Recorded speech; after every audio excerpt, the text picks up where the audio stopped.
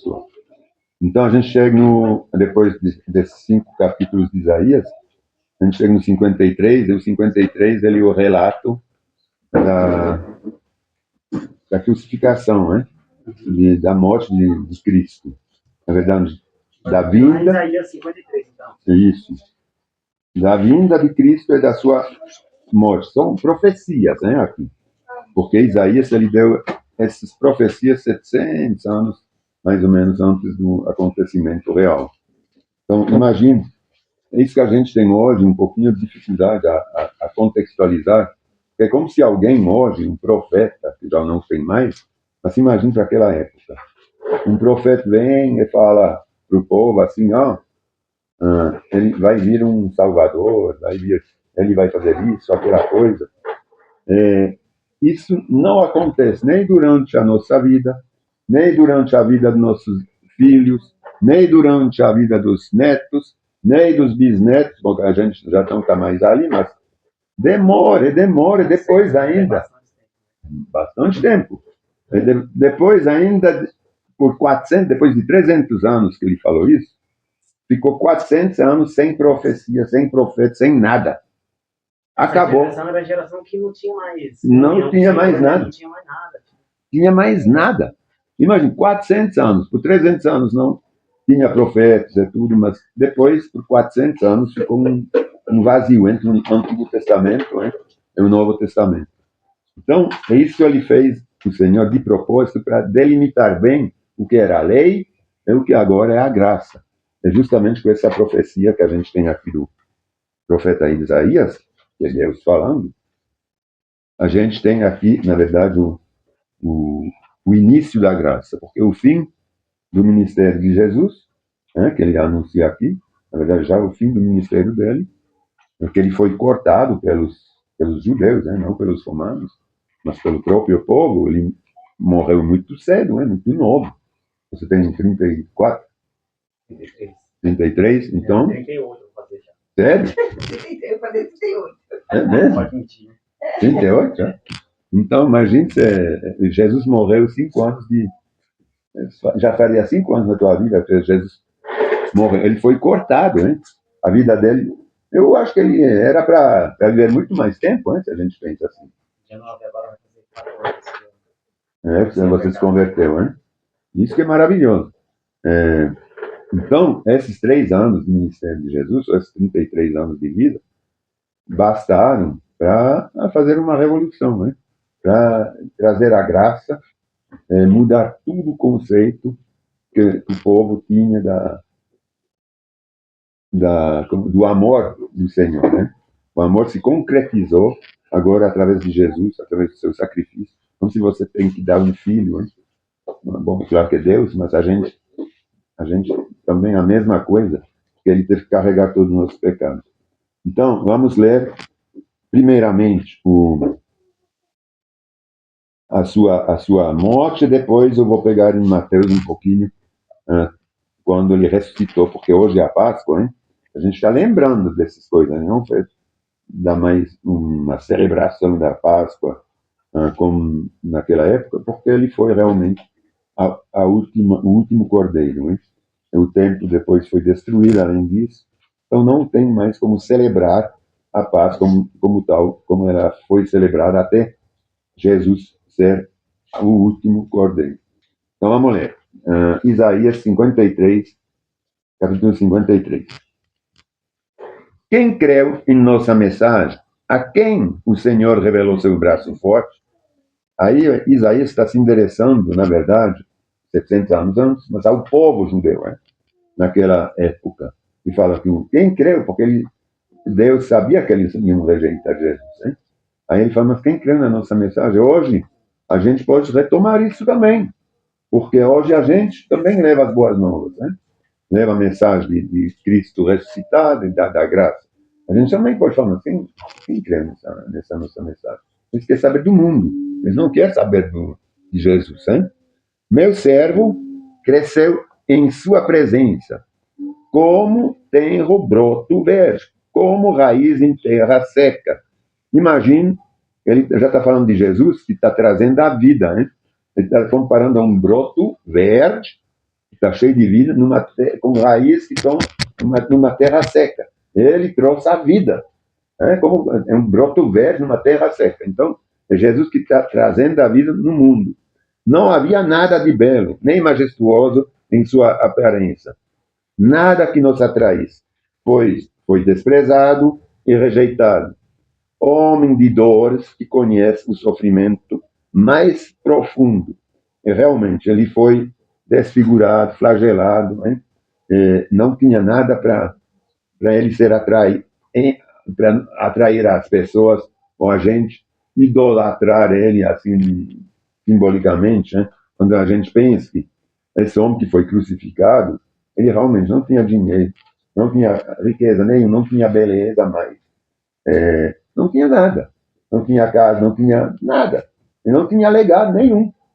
Você vê que até hoje é o maior homem. Então, isso já é uma prova de que Jesus é o Senhor e Salvador. Porque é impossível um ser humano que não tem absolutamente, não tinha mais nada que os outros que foram crucificados, a menos somente que ele não tinha pecado. Mas assim, ele não.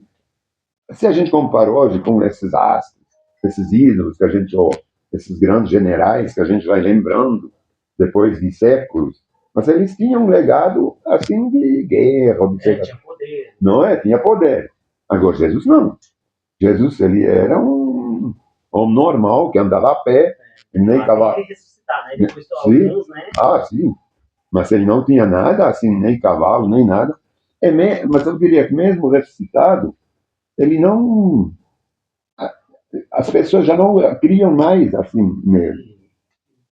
Milagres, né? Que é o que as pessoas presenciaram, né? E ele falou em João 20, 29, felizes os que não vê essas coisas, mas porque no caso é a gente. Tudo bem que a gente já viu milagres. Exatamente. Quando o Tomé falou para ele, me deixe tocar. Me deixe tocar na sua ferida, porque eu não acredito em você.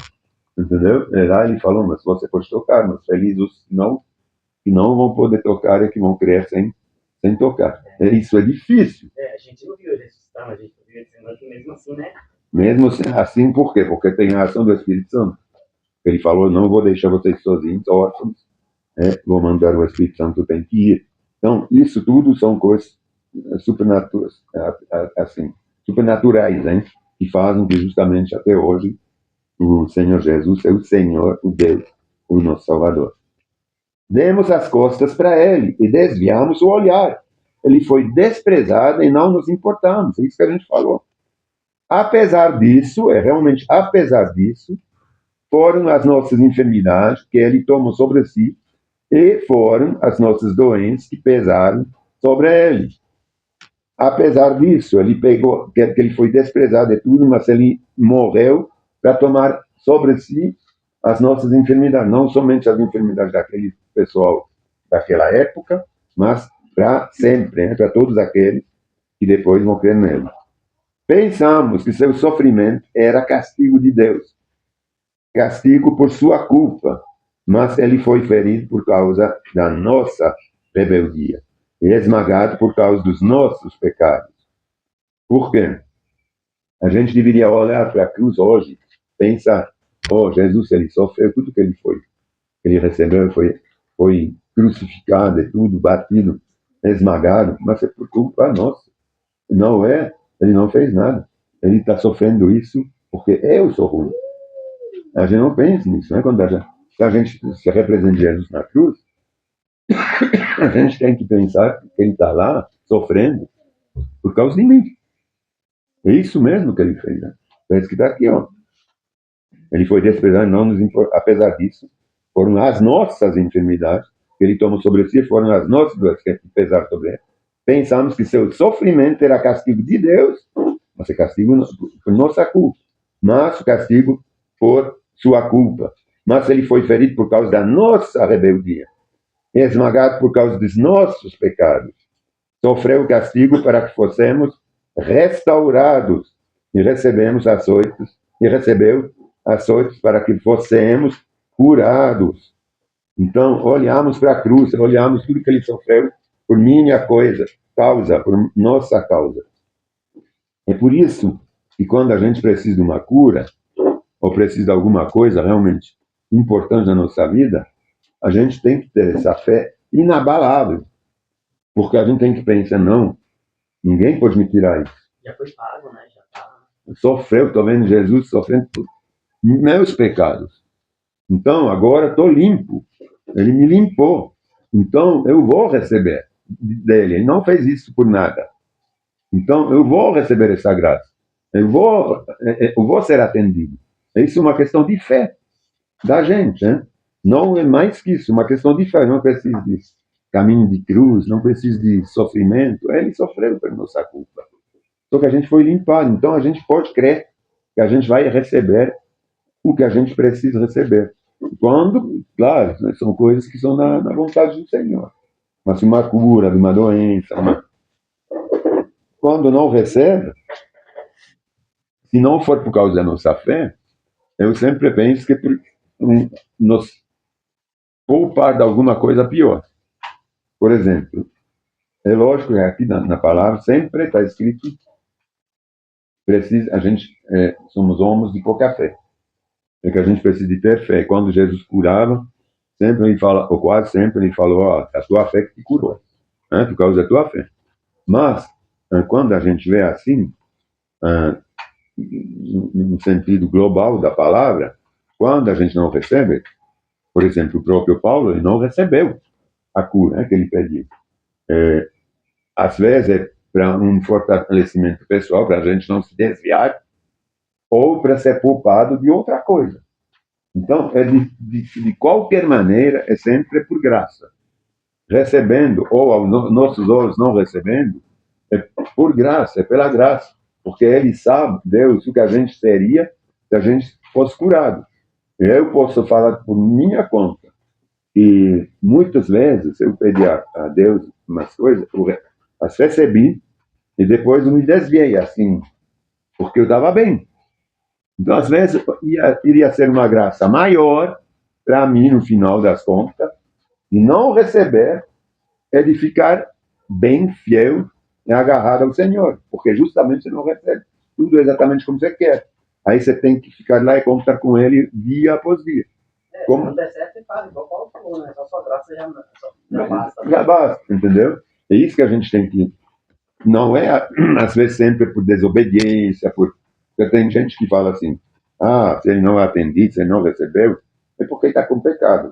Mas também se a gente também só ficar recebendo, não vai ficar muito mimado. Tá? A gente também tem que... A gente tem que passar por dificuldade, né? Porque na fraqueza a gente... Exatamente isso.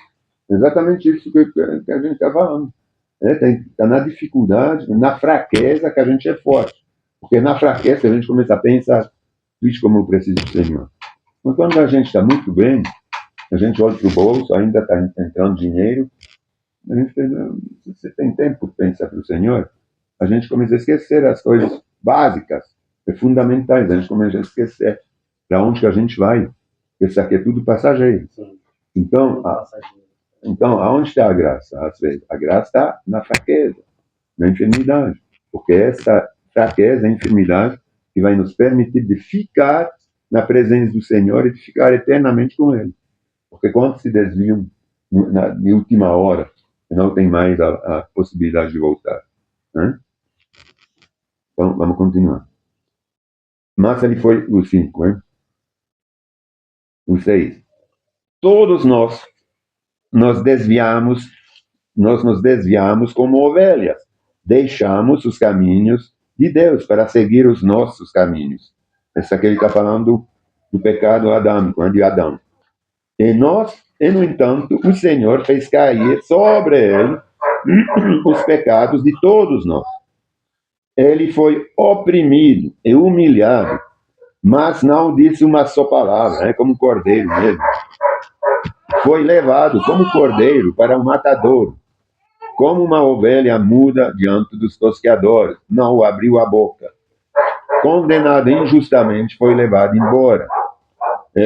Tudo isso aconteceu exatamente assim.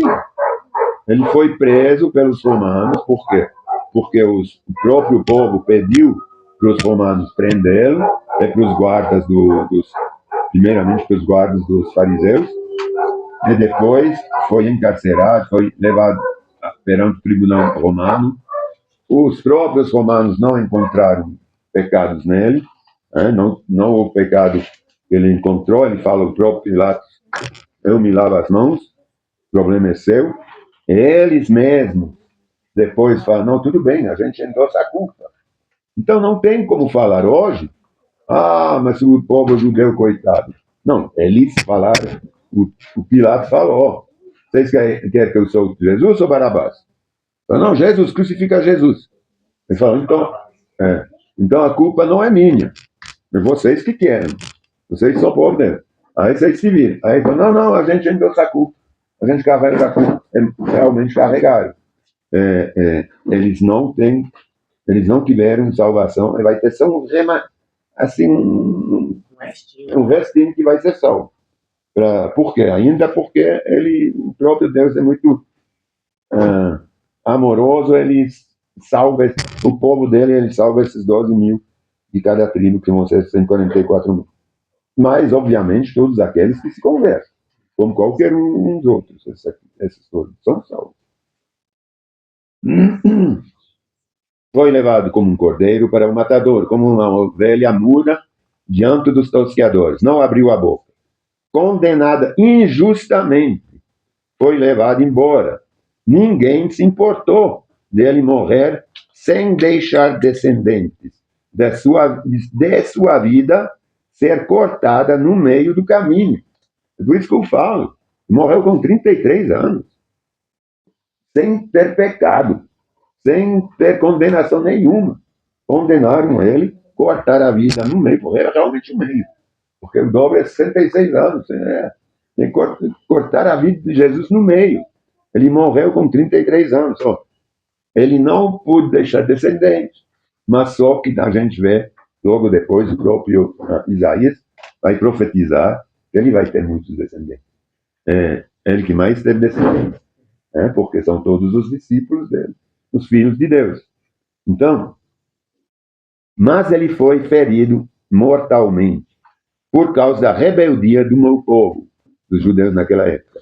Não havia cometido nenhuma injustiça e jamais havia enganado ninguém. Você imagina? Nem mentiu ele tinha. Ainda assim, foi sepultado como um criminoso, colocado no túmulo de um homem rico. Isso é maravilhoso, porque isso comprou realmente. São detalhes. Então, ela falava daquele enterrado. A gente vai ver isso depois, eu vou ler em Mateus. Ele foi colocado no túmulo de José de Arimateia, porque ele foi pedir o corpo para o romano. Ele recebeu. Ele foi enterrado ou sepultado no túmulo novo dele, que ele tinha feito para ele mesmo, o José de Arimateia. Fazia parte do plano do Senhor esmagá-lo de causa-lhe dor. Quando, porém, sua vida for entregue como oferta pelo pecado, ele terá muito... eu vou ler um pouquinho melhor. Quando, porém, sua vida for entregue como oferta pelo pecado, ele terá muitos descendentes e terá vida longa. E o plano do Senhor prosperará em suas mãos. É aqui que ele fala. Como ele falou, o próprio profeta, é inacreditável como ele vai nos detalhes nas coisas certas, né? Ele fala que ele não teve descendentes naturais, mas depois logo ele fala que ele faz prosperar os planos do Senhor, é que o plano do Senhor prosperará em suas mãos. Entendeu? É isso que ele teve muitos descendentes espirituais que se converteram. Até hoje, até o final dos tempos, vai ter. Quando ele vir tudo que resultar da sua angústia, ficará satisfeito. E por causa de tudo que meu servo justo passou, ele fará que muitos sejam considerados justos, pois levará sobre si os pecados dele. Esse aqui é um pouquinho difícil de entender. Quando ele vir tudo que resultar da sua angústia, ele ficará satisfeito, e por causa de tudo que meu povo justo passou, ele fará que muitos sejam considerados justos. Ele ficou satisfeito não de sofrer, mas de ter sofrido pela graça e pela salvação do povo. Ele está falando, quando ele vir, Porque depois ele vai ver que a graça chegou na sua ressurreição. Isso que é a satisfação, né? A ressurreição é todo mundo salvo, para que muitos sejam considerados justos. E não todos, mas muitos, aqueles que se converterão, terão. Pois levará sobre si os pecados dele. Ele leva os pecados nossos sobre si. Eu lhe darei honras de um soldado vitorioso, pois ele se expôs à morte. Foi contado entre os rebeldes deste mundo, hein? Quando a gente pensa, é rebelde deste mundo. Levou sobre si a culpa de muitos e intercedeu pelos pecadores. É como um soldado que foi à luta, que morreu, às vezes sem ter culpa nenhuma, mas vai lá para a guerra, como que a gente fala, para defender um país ou uma coisa que não é, ele não tem nada muito grande coisa a ver. Né? Quando um soldado brasileiro morre para a nação, ele morre para todos nós. Mas o que ele fez para ter que morrer? Nada. Né? A gente que está se aproveitando. Então ele recebeu a honra igual de um soldado que vai morrer pelos outros. Isso é maravilhoso, essa profecia. Por mim, é a mais assertiva que a gente tem em toda a palavra. Porque ela vai em detalhes tão pequenos, como o túmulo, que é novo, que foi comprado. Como pode, 700 anos, falar esse tipo de coisa, entendeu? É tudo como que aconteceram as coisas. Ele foi açoitado. A gente tem que pensar que isso aqui foi escrito antes de acontecer. Quando a gente lê, é normal. Ele foi assim mesmo. Mas já não tinha acontecido nada disso. Ele falou tudo, mas tudo. Não tem uma coisa que não aconteceu. Entendeu? Em outros lugares está escrito que os ossos dele, está falado que os ossos dele não foi quebrado. Tem tantas profecias, mas que vão no detalhe, né? É maravilhoso. Isso aqui não pode deixar dúvida que era Jesus, que era o Cristo, né? Vamos ler em Mateus 27. Agora a ressurreição, né? Porque lá ele pagou, ele foi para a cruz. A gente vai ver agora em Mateus 27, 50, 27, vou falar já o versículo. 27, versículo 50. Eu vou ler dali até praticamente o final do 28. Para a gente ter agora a síntese, né? Aí ele, bom, ou se não poderia ler até a partir do 45, quando ele foi crucificado. Vamos ler a partir do 45. Ao meio-dia, desceu sobre toda a terra uma escuridão que durou 3 horas. Por volta das 3 da tarde, então já durou 3 horas, né? Era meio-dia. Jesus clamou em alta voz: Eli, Eli, lama sabachthani. Quer dizer, meu Deus, por que me abandonaste? Alguns dos que estavam ali pensaram que ele chamava o profeta Elias. Um deles correu e ensopou uma esponja com vinagre e ergueu num caniço para que ele bebesse. Os outros, porém, disseram: Esperem, vamos ver se Elias vem salvá-lo. O que ele falou? Aqui ele falou, ele sentiu, quando ele vai entregar o Espírito, logo, ele sentiu que Deus não estava mais, o Pai não estava mais com ele. A gente tem que pensar que ele nasceu homem, certo? Então, ele teve o ministério dele como homem, mas com a ligação constante com o Pai, porque através do Espírito Santo. Ele tinha essa ligação com o Pai. Era homem como a gente hoje. A gente tem uma ligação constante com o Pai, através do Espírito Santo. Ele é nosso conselheiro, ele é nossa luz, ele nos dirige, o Espírito Santo. É isso não? Peraí, eu vou te dirigir das 6 da manhã até as 9, e depois das 3 da tarde até as 6. Não, é constante, é direto, hein? Ele não tem horário para dormir, para repousar, a gente que tem. Mas o Espírito Santo, ele mora no nosso coração. no nosso corpo, ele fez no nosso corpo um templo. Então Jesus, ele tinha ele o tempo todo. Ele era Deus, mas não usou os apetrechos que ele tinha como sendo Deus. Ele veio como homem, sofrendo como homem. Quando fez milagre, precisava do Pai para os fazer. Hein? Ele sempre falava que ele fazia o que o Pai mandava para ele fazer. Então, ele era homem, mas também Deus. Então, quando ele foi crucificado aqui, ele fala que Deus o abandonou. Por quê? Porque ele não sentiu mais essa conexão através do Espírito Santo. Ele morreu mesmo 100% como homem, né? Quando ele morreu. Ele carregou nossos pecados como sendo homem, não como sendo Deus. Então Jesus clamou em alta voz, novamente, e entregou seu Espírito.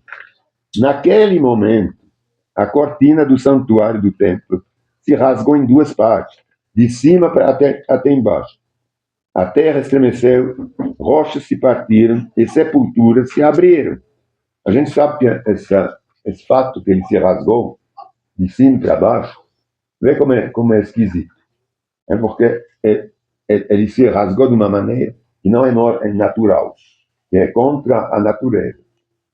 Ele permitiu essa cortina que se rasgou, ela permitiu a passar, ela guardava o lugar santíssimo, né?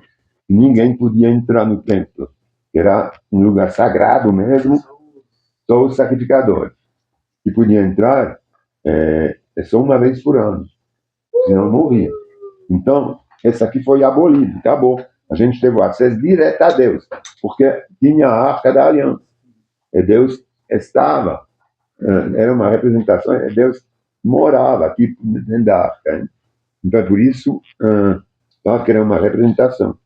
Mas é por isso que o pessoal morria.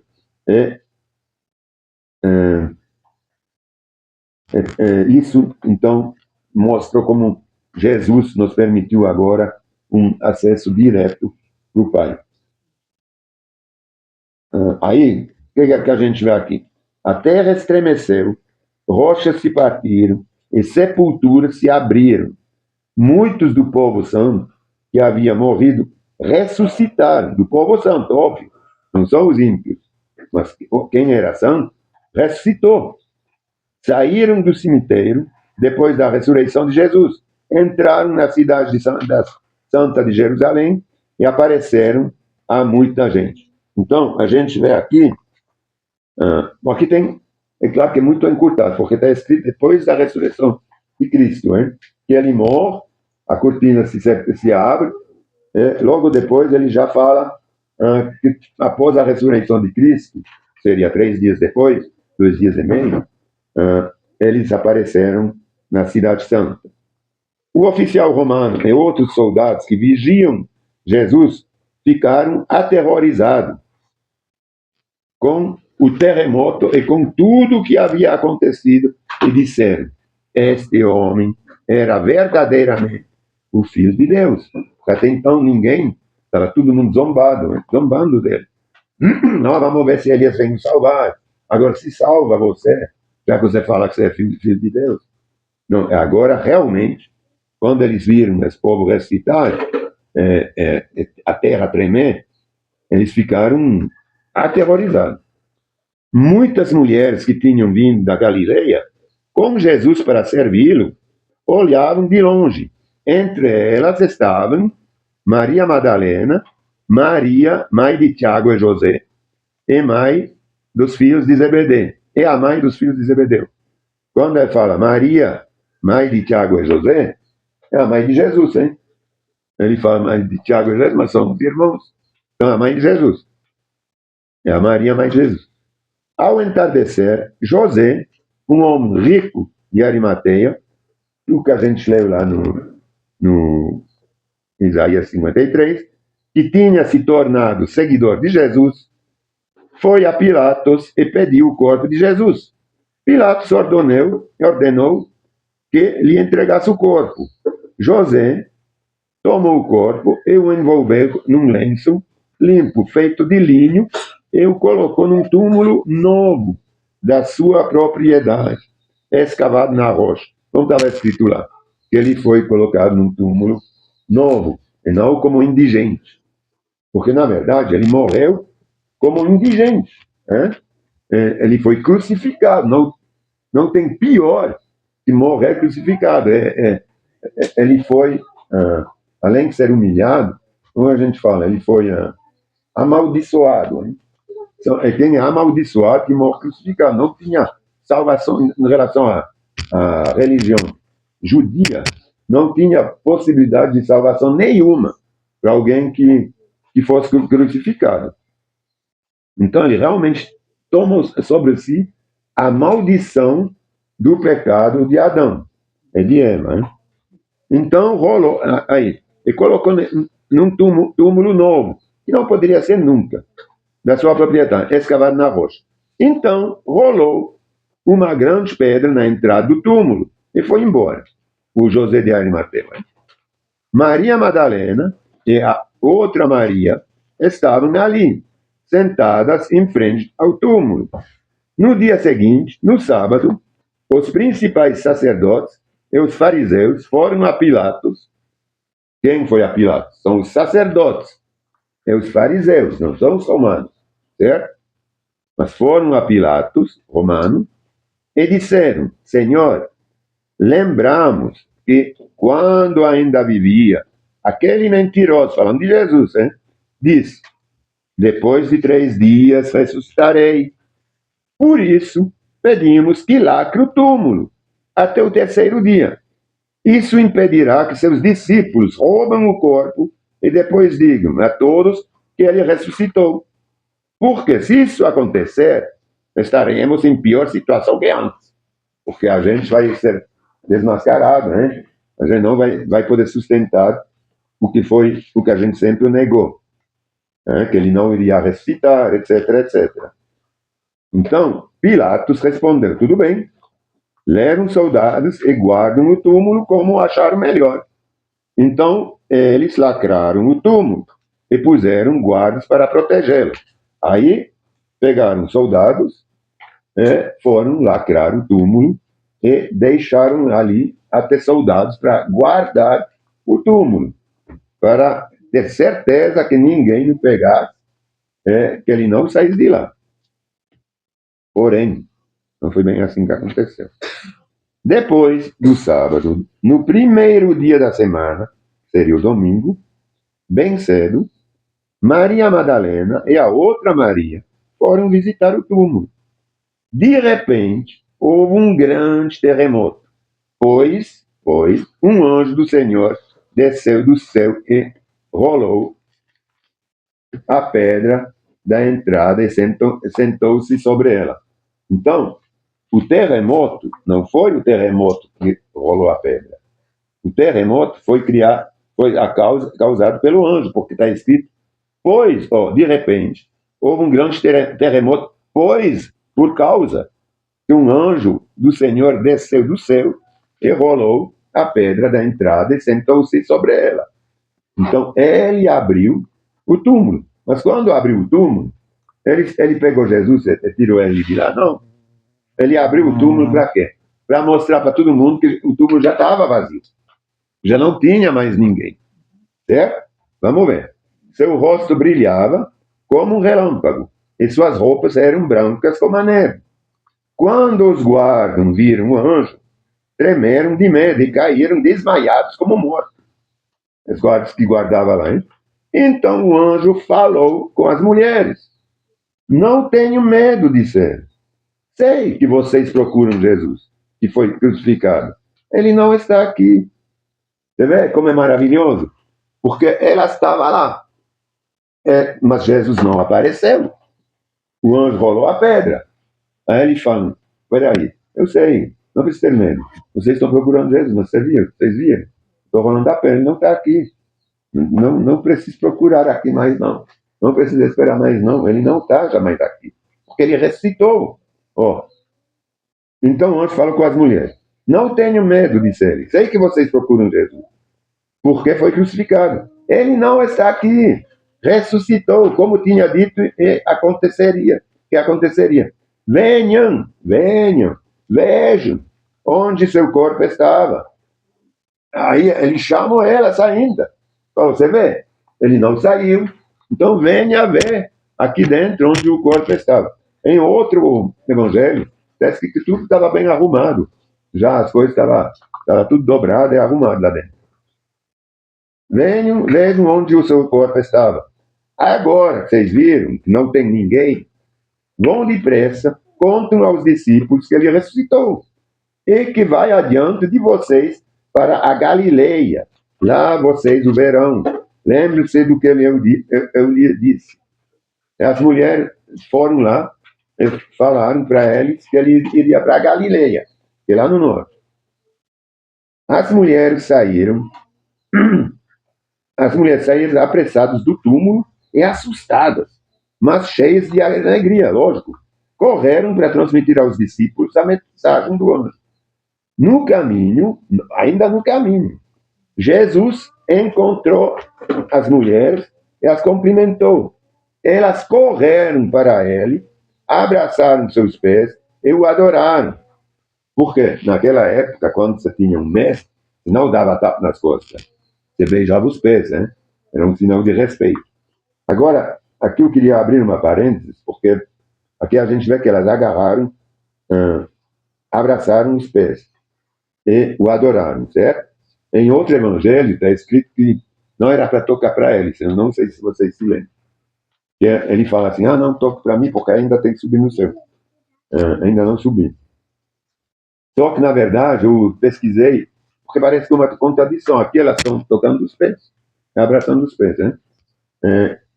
Aí, quando no outro evangelho está escrito que é João 20, 17, não, João, não sei, 20, 17, que está escrito isso. Aí, na verdade, quando a gente vê a palavra certa, é não me segura, não é não toca. A palavra original é não me segura, porque ainda eu tenho que ir ao Pai. Então não era uma proibição de tocar, ou de abraçar os pés, ou de beijar. Mas ele falava só que se pode, mas não pode me segurar. Porque eles queriam talvez segurar. Porque era em sinal de falar, não é que ele não poderia sair se segurar. Mas era para dizer, não, peraí, eu não vou mais ficar assim, junto com vocês. Só algum tempo que eu tenho que ir ao Pai ainda. Certo? Então, só para esclarecer um pouquinho essas duas versões, entre aspas. Então, Jesus lhes disse, não tenham medo. Vão e digam a meus irmãos que se dirijam a Galileia, como tinha falado os anjos. Né? Vão lá para Galileia, que ele vai os encontrar lá. Lá eles me verão. E veja como é maravilhoso. Eles chamam, vão e digam a meus irmãos. Então, Jesus nos chama de irmãos. É maravilhoso isso. Ele nos trata como irmãos. Então, porque ele é filho de Deus, e nós também nos tornamos filhos de Deus quando nos convertemos. Então, a gente vira irmão de Jesus. E tanto quanto ele é filho de Deus, nós também somos. Lá eles me verão. Enquanto as mulheres estavam a caminho, alguns dos guardas entraram na cidade e contaram aos principais sacerdotes o que havia acontecido. Eles convocaram uma reunião com os líderes do povo e decidiram subornar os guardas. Quem foi isso? Foi os sacerdotes, os principais sacerdotes. Então, sempre o povo dele, hein? Não são os romanos. Aí eles decidiram, os sacerdotes, subornar os guardas. Os guardas sejam romanos ou guardas dos sacerdotes, isso não interessa. Talvez eram romanos, porque enviados por Pilatos, né? Mas foram os sacerdotes que subornaram. Com uma grande soma de dinheiro, instruíram os soldados, vocês devem dizer o seguinte. Agora que eles tinham lacrado o túmulo, que não deu certo, os discípulos de Jesus vieram durante a noite, enquanto dormíamos, e roubaram o corpo. Se o governador ainda ficar sabendo disso, nós os defenderemos, para que não se compliquem. E os guardas aceitaram o suborno e falaram conforme tinha sido instruído. Então, eram guardas romanos, porque eles falam do governador. Se de repente o governador está sabendo disso, não se preocupe, que ele quer mandar você sei lá o quê, incriminar vocês, não se preocupe que a gente vai conversar com ele, que a gente também vai dar um dinheirinho para ele. É mais ou menos isso, né? A gente vai os defender. Então, essa versão espalhou-se entre os judeus e continuam a contá-la até hoje. Então, os verdadeiros judeus, que não acreditam que rejeitaram Jesus, eles estão esperando voltar. estão esperando voltar, falando que é o tal, não foi o Cristo que foi roubado, ele não ressuscitou. Né? Mas a gente viu que o anjo veio, falou com os guardas, que eles ficaram aterrorizados, as mulheres. Então, a gente sabe que não foi bem assim, que os soldados receberam uma grande quantia de dinheiro. E nós agora, como discípulos de Cristo, temos essa missão. Então, os 12 discípulos partiram para a Galileia e foram ao monte que Jesus havia indicado. Quando o viram, o adoraram, alguns deles, porém, duvidaram, que a gente sabe que o Mateus, não. Você falou 12, é 11, né?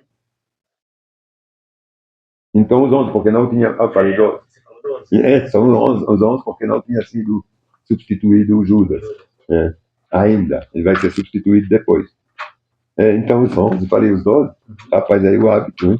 Então os 11 discípulos partiram para Galileia e foram ao monte que Jesus havia indicado. Quando o viram, o adoraram, alguns deles, porém, duvidaram. Não, o Tomé, que duvidou, né?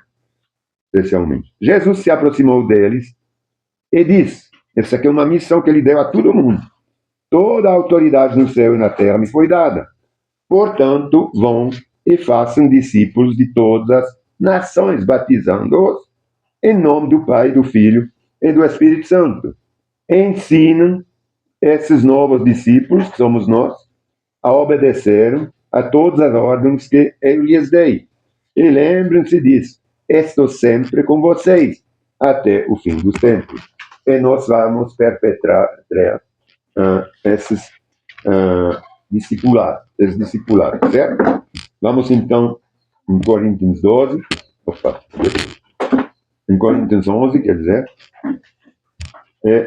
hoje vamos tomar a ceia, já que ele ressuscitou, que o sangue dele correu, hein? E vamos pegar, eu gosto sempre de ler, 1 Coríntios 11, pode pegar para mim, Lagman, e distribuir a ceia.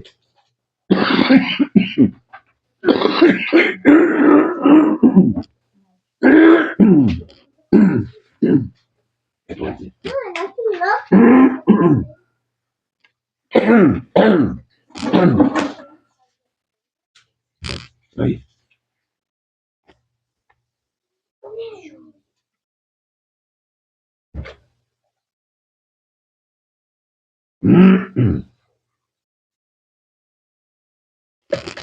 Tomar um pouquinho de água.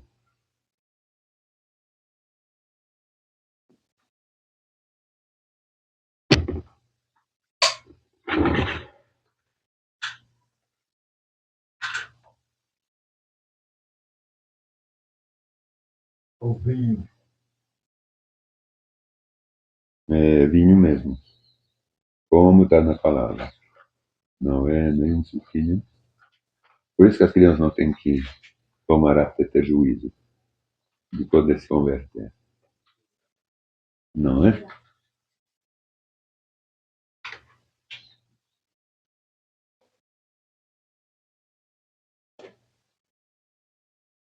Agora nós, crianças do Senhor, podemos. Então, naquela noite, antes de ser entregue, o Senhor pediu para a gente, ou para os discípulos naquela época, de tomar a ceia para a gente lembrar desse sacrifício único que nunca mais iria se repetir, que foi que ele se tornou o último cordeiro, né, a ser sacrificado. Então ele falou o seguinte, assim: Na noite em que o Senhor Jesus foi traído por Judas, né, ele tomou o pão, agradeceu a Deus, partiu-o e disse: Este é meu corpo que entregue para você. Façam isso em memória de mim. Então hoje a gente vai repetir isso em memória desse sacrifício. Não é questão, ele simplesmente falou: toma o pão e façam isso em memória. Então esse pão não é a carne do Senhor, mas ele representa o sacrifício. Só isso. Então, Senhor, a gente está te agradecendo, a gente está tentando, Senhor, de representar, de se lembrar, na verdade, sem ter visto, mas de ter essa imagem, essa sensação, Senhor, que o Senhor pagou realmente para meus pecados. Quando eu tento de ver o corpo do Senhor ser pregado na cruz, eu tenho ele pensar, é por minha causa que o Senhor sofreu.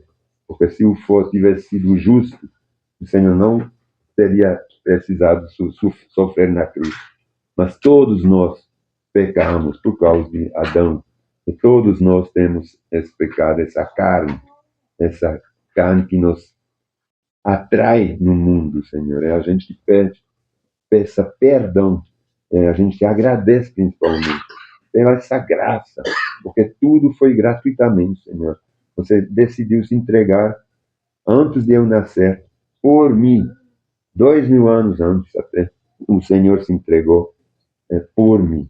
Então eu te agradeço, Senhor, e portanto hoje eu quero me lembrar disso. E nós queremos nos lembrar desse sacrifício gratuito que o Senhor fez para nos salvar, para nós termos acesso a um lugar abençoado para a eternidade ao teu lado, Senhor.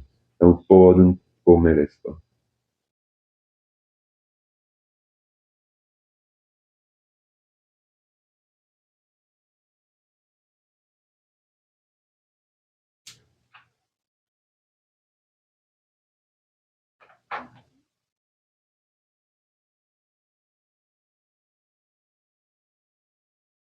E da mesma forma, depois da ceia, tomou o cálice e disse: Este cálice é a nova aliança, confirmada com meu sangue.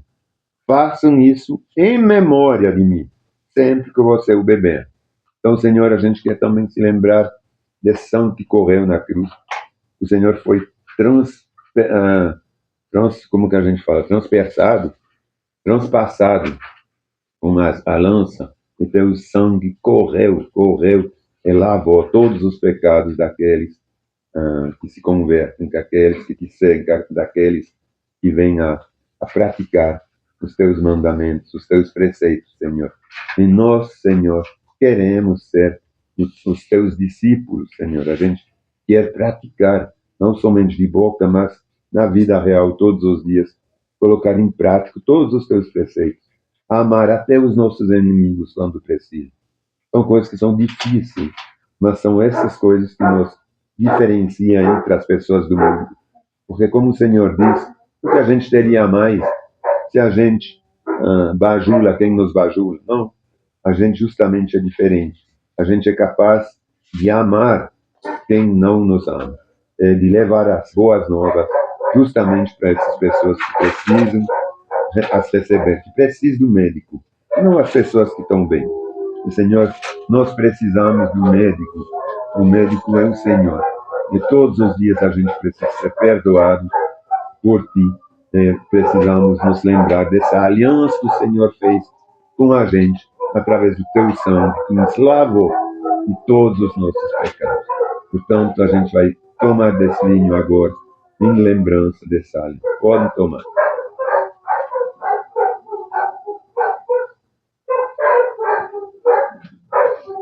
Muito obrigado. Senhor, eu te agradeço por mais esse culto, a gente por te dedicar, especialmente hoje, lembrando do teu sacrifício, da tua ressurreição. Hoje não é dia de sacrifício, mas hoje é dia de vitória, Senhor.